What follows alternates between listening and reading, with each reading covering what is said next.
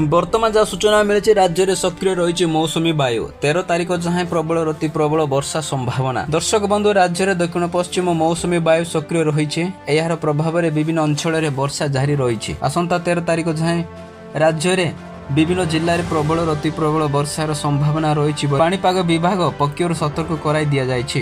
गत 24 घंटा मध्य झारसुगुड़ा और बरगड़ समेत उत्तर अभ्यंतरीण जिलागुड़िक प्रबल अति प्रबल वर्षा हेबार संभावना रही। आसंता 24 घंटा भितर बालेश्वर, भद्रक, जाजपुर, केन्द्रापड़ा, कटक, जगतसिंहपुर, पुरी, खोर्धा, नयागढ़, गंजाम और गजपति आदि जिलागुड़िक वर्षा नहीं पाणीपाग विभाग येलो वार्निंग जारी करा जाइछि। भुवनेश्वर राज्य में दक्षिण पश्चिम मौसुमी वायु सक्रिय रही यार प्रभाव में विभिन्न अंचल में वर्षा जारी रही। तेबे आसंता 13 तारिख पर्यंत राज्य में विभिन्न जिले में प्रबल अति प्रबल वर्षा हेबार संभावना रही बोली पाणीपाग विभाग पक्षर सतर्क कराई दि जाइछि। गत 24 घंटा मध्य झारसुगुड़ा और बरगड़ समेत उत्तर आभ्यंतरीण जिलागुड़िक प्रबल अति प्रबल वर्षा एबार संभावना रही। आसंता 24 घंटा भितर बालेश्वर, भद्रक, जाजपुर, केन्द्रापड़ा, कटक, जगतसिंहपुर, पुरी, खोर्धा, नयागढ़, गंजाम और गजपति आदि जिलागुड़िक वर्षा नहीं पाणीपाग विभाग येलो वार्निंग जारी करिछि।